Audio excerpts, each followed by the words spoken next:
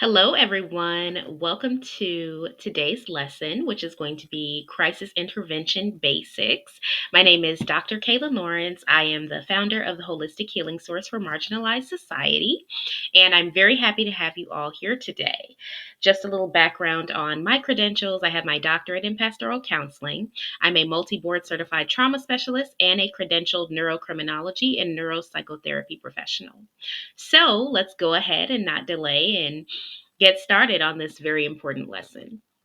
Let me go ahead and share.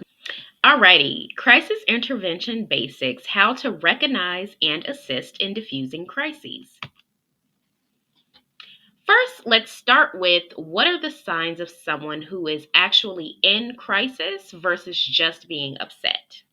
Someone who is considered in crisis is loosely defined as someone who is experiencing strong negative emotions, such as anger, sadness, or anxiety, to the degree of being a danger to themselves or others.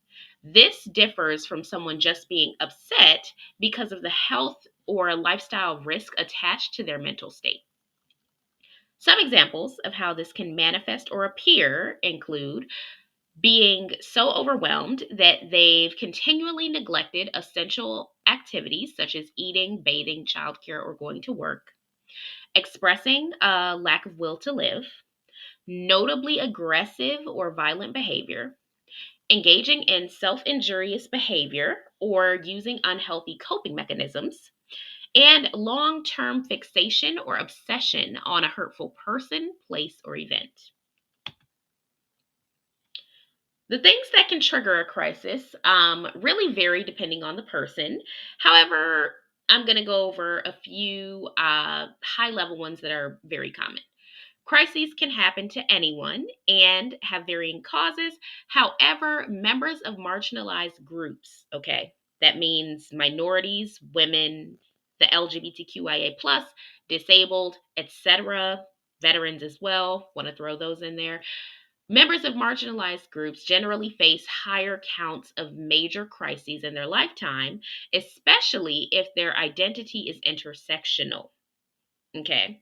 If you don't know what intersectional means, specifically in the context of systemic oppression and marginalization, it is when you possess more than one identity trait that is considered a marginalized population.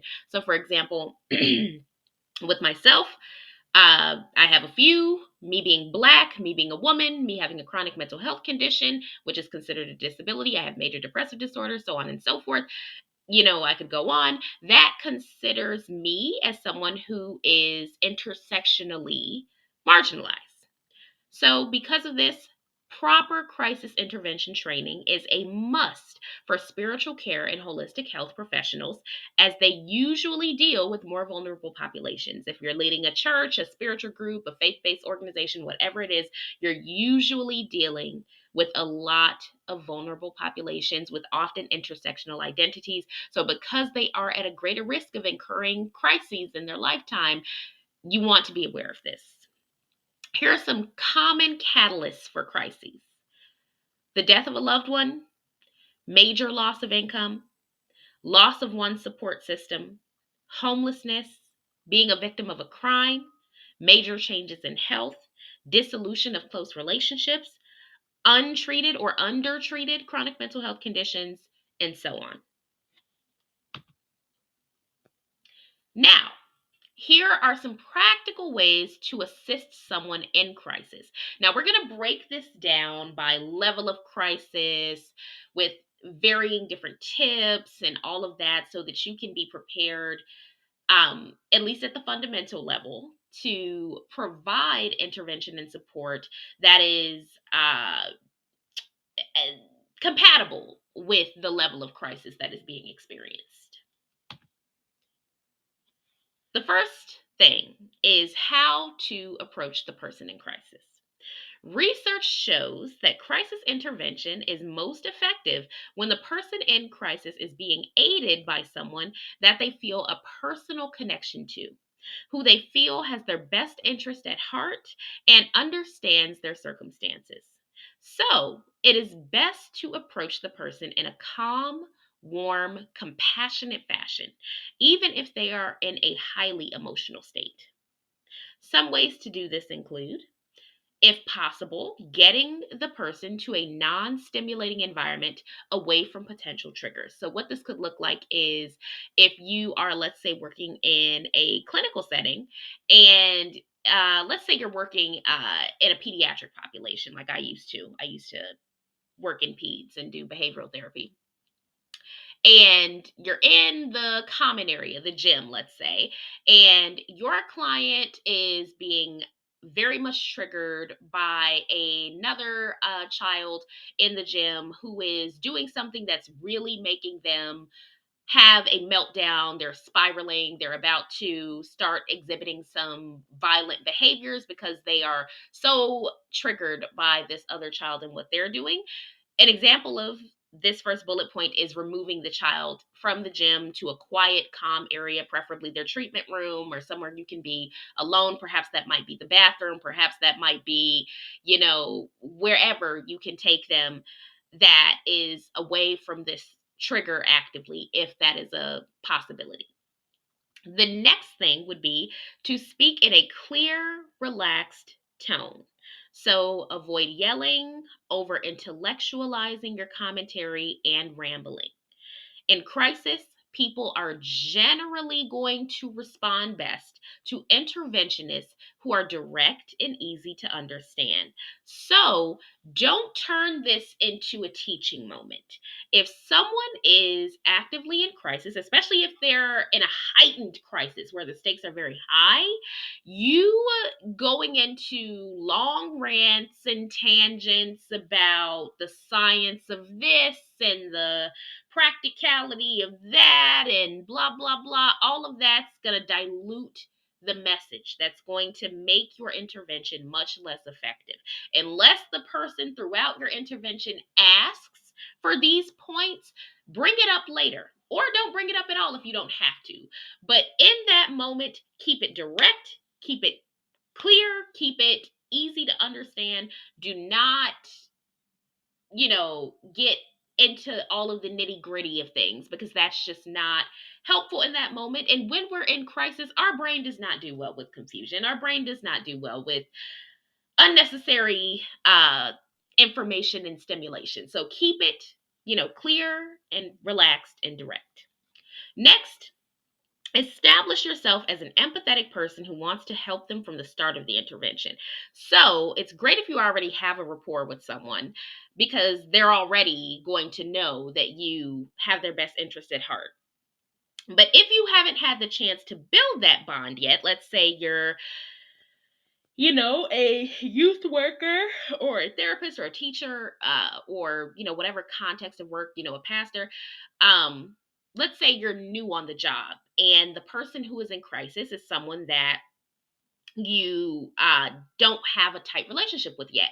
You want to start off the intervention by establishing yourself as being empathetic and compassionate and wanting to really help them be their best self from that very beginning, right off rip.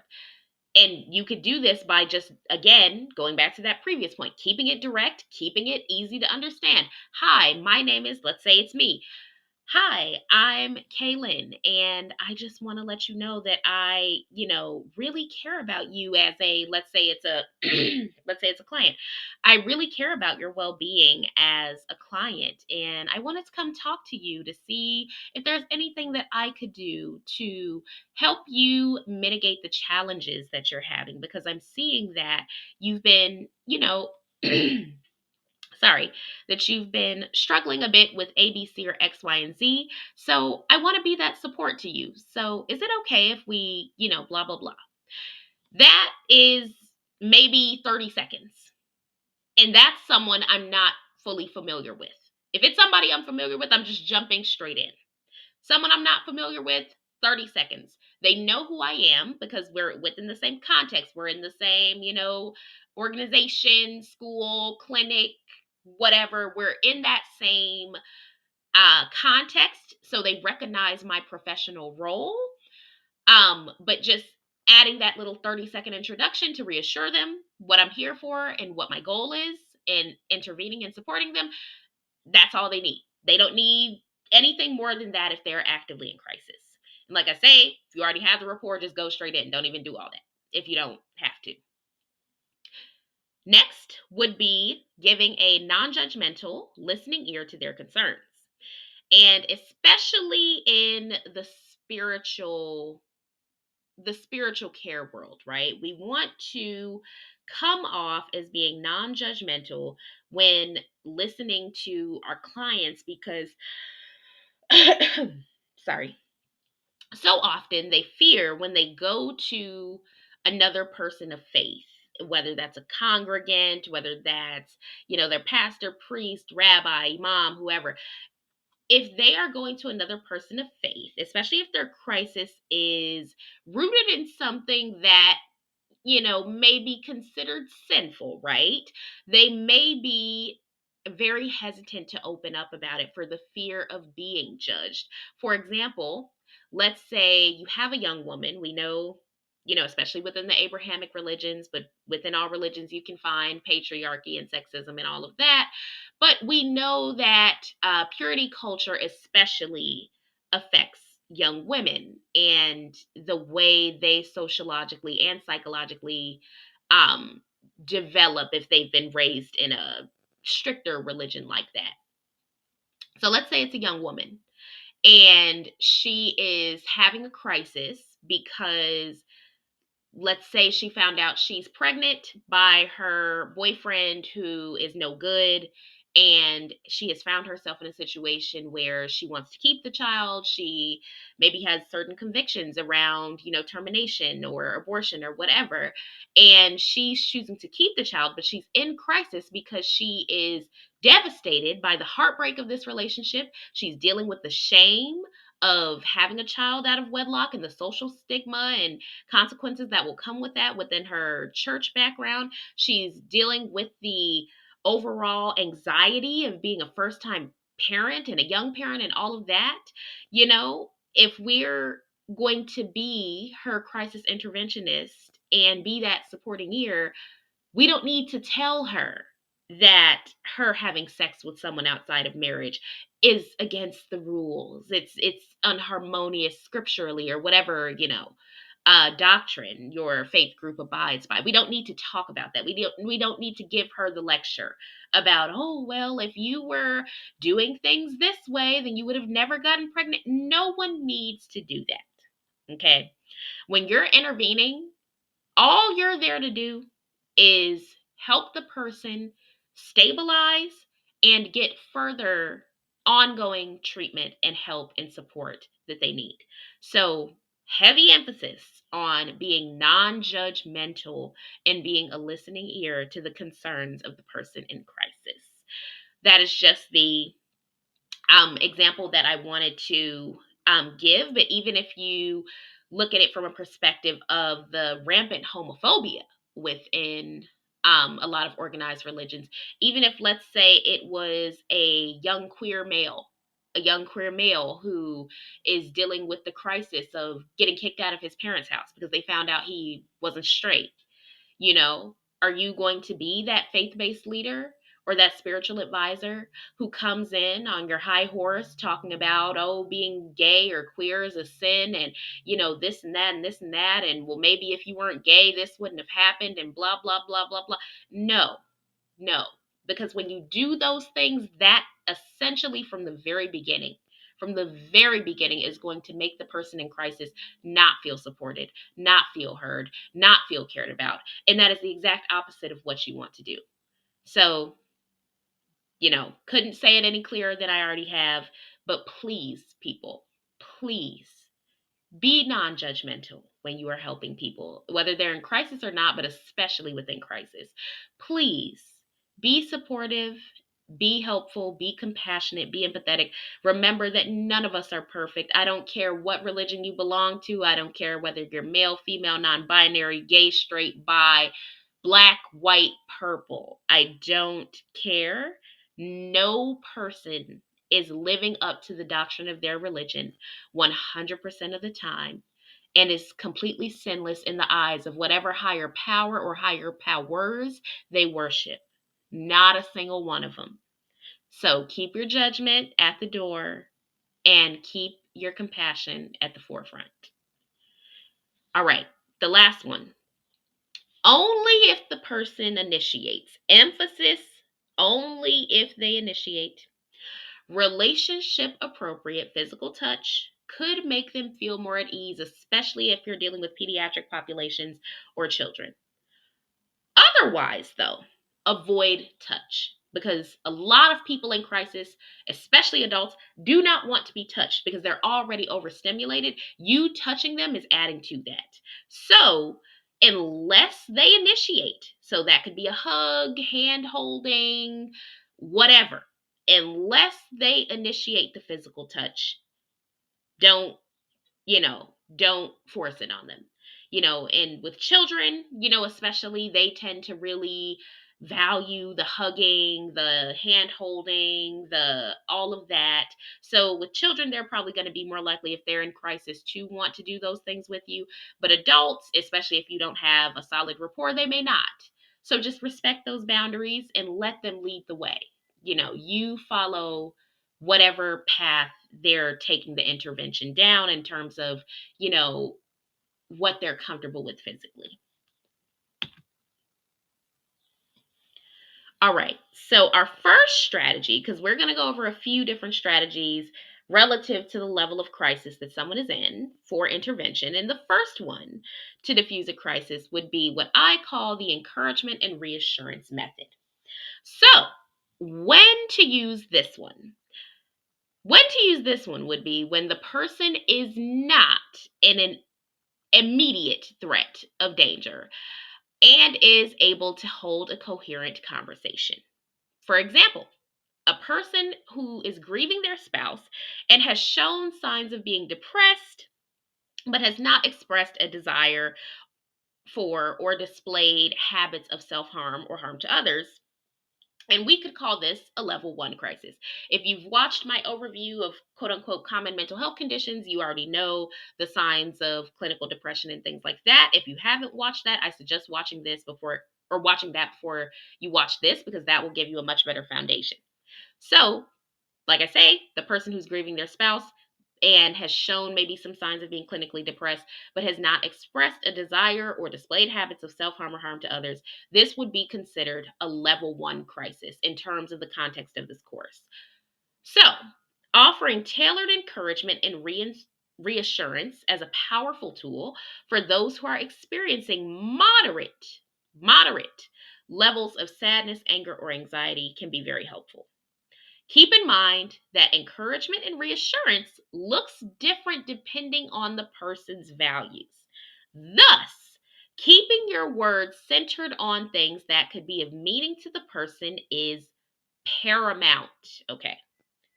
Keep it in line with their values or it will not work. That is the simple summary of that. Okay. And an example of that would be, for example, if you're dealing with a Christian, they may find value in you comforting them by discussing how they can see their spouse again in heaven or in paradise in the afterlife, with scriptural integrations throughout that.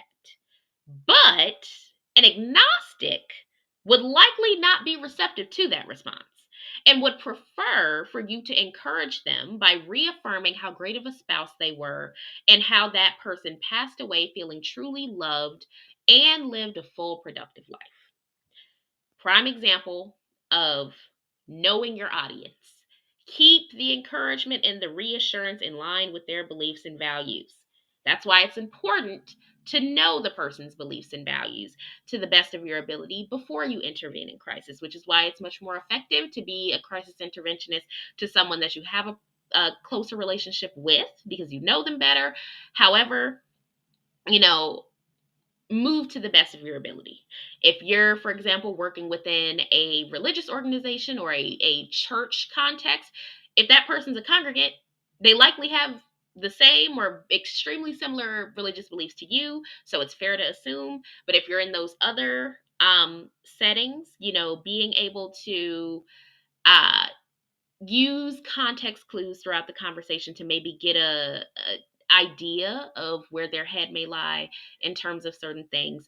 And if not, then just going with a neutral approach that, can be used for anyone, which is usually what you would do, like I say, for like the non-religious or the agnostic person. So with them being able to talk about how great of a spouse they were and how that person passed away feeling truly loved and lived a great life and all of that, that's going to be able to apply to someone of any religion versus the Christian specific encouragement would likely only apply to people who shared similar religious beliefs. So that would be my advice there if you don't have a good knowledge of where their head lays when it comes to certain things. Types of encouragement and reassurance you can offer. One, you could go down memory lane with a person, sharing positive experiences with them and or the deceased loved one, making sure to emphasize how these experiences made a good impact on you or others. So, for example, with the person grieving their spouse, you could share a bunch of fun memories that you had with them or their spouse, or even if you didn't, have a close relationship with the spouse, you could allow them to share different memories and just be that listening ear for their stories. Or you could talk about the things that on paper that spouse exhibited, even if you weren't close. Like if oh, they were a teacher for 40 years, how admirable. Oh, they were a big family man. They always dedicated their family. Their entire life revolved around their family. They were at every single soccer game and play and blah blah blah, whatever. Like just using whatever information you have about the person to reassure the person in crisis that their deceased loved one, was a great person and lived a fulfilled life. The next one would be being able to offer assistance or resources to help them solve active problems, to relieve some of the stress, and give them a positive hope for the future. Now, the resources or assistance you offer would depend on the person and their needs, but it could be, as simple as maybe you bought them a $10 journal. You bought them a $10 journal that's great for mindfulness and gratitude. And you know that, maybe they enjoy writing or externalizing, and you know that about them. So you buy them the journal, you give them the journal, and you hope that, small gesture can provide ongoing therapeutic experience for them through the act of journaling and things like that. That would just be, an example. Or if you, for example, are aware of a grief support group, you could refer them to that. If they're actively grieving their deceased loved one, referring them to a support group with other people who are going through the same thing or have been there could be a valuable tool for them to be able to get the support they need from their peers. So whatever the assistance or resource is, offering that to help them on an ongoing basis. The same way in a journal, it's meant to be used, over a long period of time. Support groups are usually ongoing with no set end date. So that can be an ongoing thing for them. Offering those tools, very helpful. And you could also engage in uplifting spiritual content or practices that are in harmony with their faith. So if they're someone who's religious, and especially if you're of the same religion, maybe you might want to, engage in spiritual content together, whether that's movies, whether that's books, whether that's, going to church together, watching, some sermons together, or, whatever it is, going in the ministry together, whatever it is, that's the spiritual activity that makes them feel good. If you share that with that person, if you have those beliefs in common, that could really make a world of a difference. All right, we're going to move to the next strategy to diffuse a crisis, which is going to be distraction and redirection. This is only to be used when a person, again, is not in an immediate threat of danger, but may be quickly declining. They may or may not be able to hold a coherent conversation, but they are physically and mentally able to engage in a low effort, calming, cathartic activity. Okay, let's run that back. They may not be able to hold a coherent conversation, either because emotionally they're just too overwhelmed, or because maybe socially they're capacity is just depleted. Maybe physically, they're just very tired and very fatigued and very exhausted, so they don't have the energy for a full blown, in depth conversation, whatever the case. Whatever the case, if they are able to engage in a low effort, calming, cathartic activity, the method of distraction and redirection could be for them. An example of this would be a teenage sexual assault victim having been caught, quote unquote, rebelling with high risk activities, lashing out at family, and self injurious behavior, but has not expressed signs currently of being suicidal or desiring to harm others. This would be considered like a level 2 crisis. So they're engaging in a lot of behavior and showing a lot of signs that they are not well, but they have not necessarily shown or expressed a desire to harm themselves or harm others. In this case, offering a therapeutic distraction and redirection activity that is curated to the person's interests, talents, and abilities can be game changing in recovery from traumatic experiences and diffusing crises. The activity should be something that allows them to channel and express their negative energy and emotions in a productive manner. This is critical as the productivity piece provides additional motivation to continually engage in such activities as a preventative measure in the future to better maintain their mental health. The activity of choice should ideally be something that the person can engage in both alone and with others, as well as from remotely or on site to limit barriers as much as possible. Types of distraction and redirection you can offer. You can get them into an art, music, performance therapy program if they're creative, for example. Again, tailoring the intervention to the person and their interests. So, that creative person, an art, music, performance therapy program would be great. You could get them in a somatic, yoga, meditative therapy program if they're physically active. If they enjoy, physical activity, somatic, meditative, yogic therapies, they're going to be great because they're all about movement in the body and getting that physical release of pain and trauma. That's going to be great for those people. You could engage them in ongoing volunteer work for a nonprofit cause that's close to their heart. If there's someone who enjoys making a difference, so maybe that's going into mentoring, maybe that's going into, you know, uh, being a regular volunteer at their local school or their local human services agency or, whatever it is. If there's someone who enjoys making a difference, then that would be a good activity to recommend for them, a good distraction and redirection. Lastly, you could invite them to take an active role in ministry and use their strength to quote unquote do God's work if they're religious. So, if they're religious and you share that in common with them, then ministry could also be a very effective tool to distract and redirect them. And it gives them the sense of purpose. Again, going back to when you are doing distraction and redirection, whatever the intervention is, having it be something that results in something that they can look back and tangibly say, I contributed to this. I did this. I created this art. I did this performance. I became a level 3, yoga teacher. Or I was able to, lose 20 pounds doing this somatic therapy program and, starting to channel a lot of my anger and trauma into my physical fitness regime. You know, I was able to do 500 hours of ministry work for my church this year. Something that they can look back and say I tangibly can measure that this is what resulted from this intervention. It helps them to see the value of the intervention when they can look back and have something that they can definitively say was a result of that. With the ministry, with the volunteering, with whatever, all of that's important. And keeping it in line with the person's values is going to make it most effective.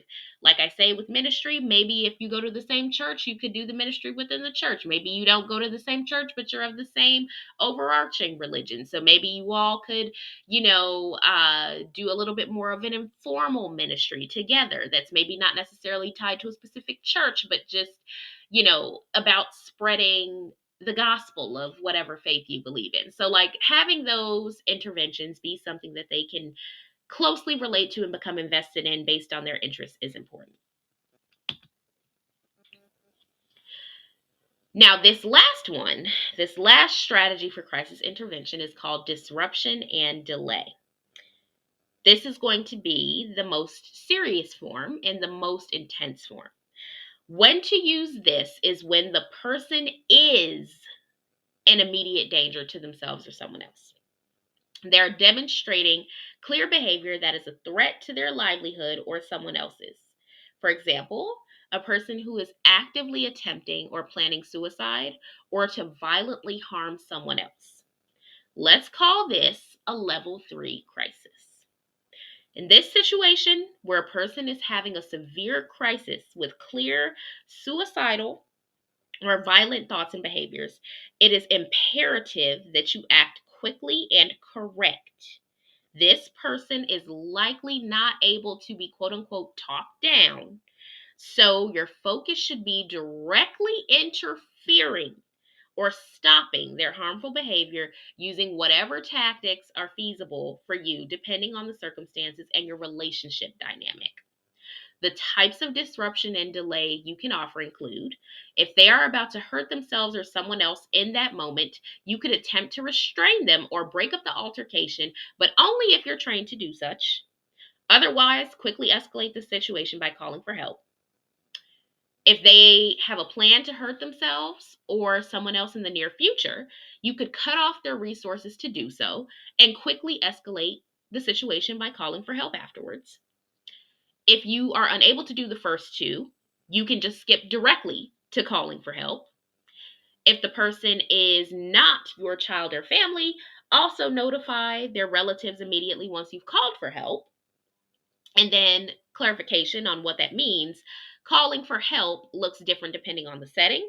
So, in a hospital setting, it could be calling for other clinical staff to medicate or sedate the person. In a school or workplace, it could be calling for security to hold the person until the next steps are taken.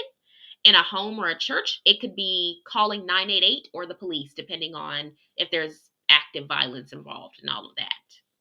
So, you want to be ready to act at the drop of a dime.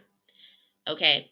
And calling for help, whether that's after you've taken a first step, like those first two we talked about, whether that's after one of those things have happened, or whether you're just immediately calling for help. And like I say, that looks different on the depending on the environment. Whatever it is, calling for help is always part of the strategy. Never, ever, ever in a level 3 crisis where someone is in active danger to themselves and someone else, never let it go. I don't care who they are. I don't care what they say. I don't care how much, I don't care how much they beg you not to. Okay. Never let it go unchecked. That is literally a life-saving measure. 988, which is the National Suicide Hotline, and the police, you know, or even the local emergency room if you wanted to drop them off there yourself. Those things exist for a reason. And if someone is actively a threat to themselves or someone else, they need immediate help now. Okay? So thinking that you can just send them home and call them tomorrow, don't do it, because a lot can happen between them going home and when you call them tomorrow. There are too many people who wished that they would have escalated the matter when they first got the signal that whoever their loved one was in a level 3 crisis and they were about to harm themselves or someone else. And then that next day, either they were gone or they had committed a crime. that they could not come back from. So always escalate and do it right then and there. 988, the local emergency, the police, whoever you have to call. Okay. So just wanted to emphasize that. That's going to be for your level 3 crisis. Now, lastly, after you've done any kind of crisis intervention with anyone, you want to give a referral for more comprehensive care. Following any crisis, the interventionist should refer the individual to a higher degree of comprehensive ongoing care with healthcare professionals that can help them recover psychologically and or physically in the most efficient manner. 3 strong options to use include, these are my 3 favorites. But if you have other resources in your country or state that you feel are better, that have similar, benefits, feel free to use whatever you're comfortable with as long as the overall premise is still the same. So there's one, your local NAMI affiliate or other quote unquote living rooms. NAMI is NAMI, and you can go to nami.org. They have locations all across the US. This is a great option for those at level 1 and 2 crises. So level 1 and 2, this is great for them. NAMI offers free ongoing counseling over the phone, virtually, and in person.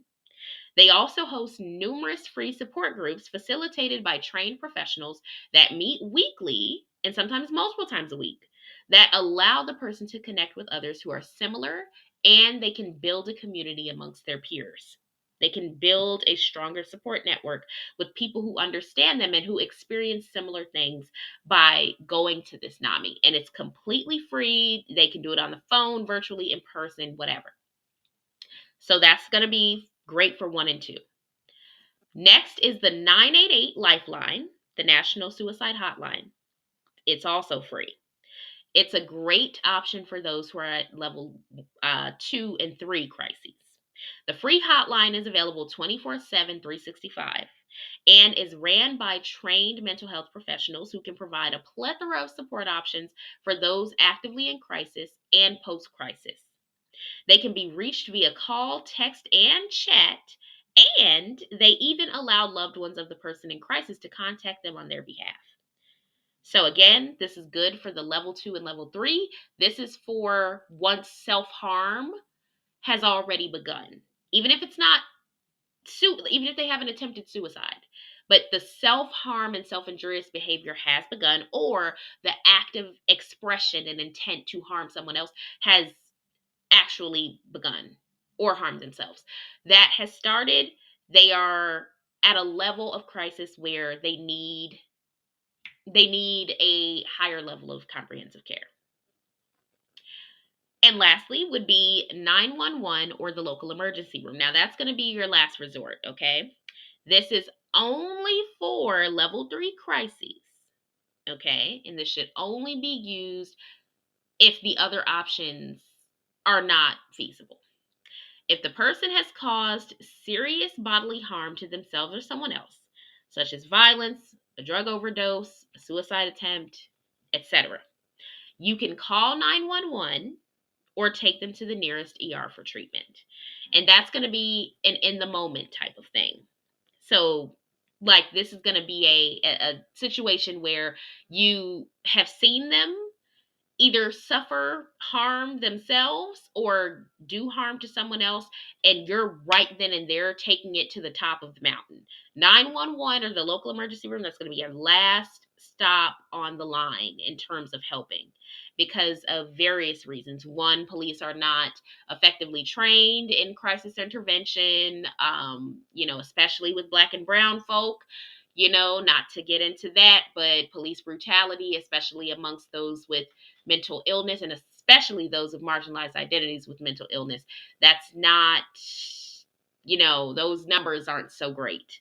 So you don't want to involve the police if you can at all avoid it. But if this person has actively hurt themselves or hurt someone else and they've suffered physical harm, or someone else has suffered physical harm, and you know that they need immediate attention now, calling them would be appropriate in that circumstance, or taking them to the local emergency room. Now, the local emergency room, that the reason why that would be the last stop on the line is because in that context, chances are if they have a psych diagnosis, they're going to get escalated to the psych ward, and they're going to do a extended stay there, whether that be just for the mandatory 72 hours or whether that be for a few weeks until they've gotten to a better place. It is almost guaranteed that if you go to the emergency room and discuss any kind of self-harm, suicidal ideation, or harm to someone else, it is almost guaranteed via protocol in many states that they will have to do that minimum of a 72-hour hold. And if the person is not there yet, if they are not at that level of imminent threat of danger, perhaps, sending them to the psych ward might not be necessary at that moment. Maybe a lower level of comprehensive care and treatment, like I say, via NAMI, or the 988 Lifeline, maybe that might be more feasible. So, you know, use these referral options for whoever, whether it's level 1, 2, or 3. At least one of these is useful for them. So whenever you intervene in a crisis, use at least one of these. And that's going to be it for this training. Just showing the reference slide so you guys can see it. Thank you so much for joining us, and we're going to go ahead and see you at the next one. Good luck on your crisis interventions, guys. Thank you for taking the training.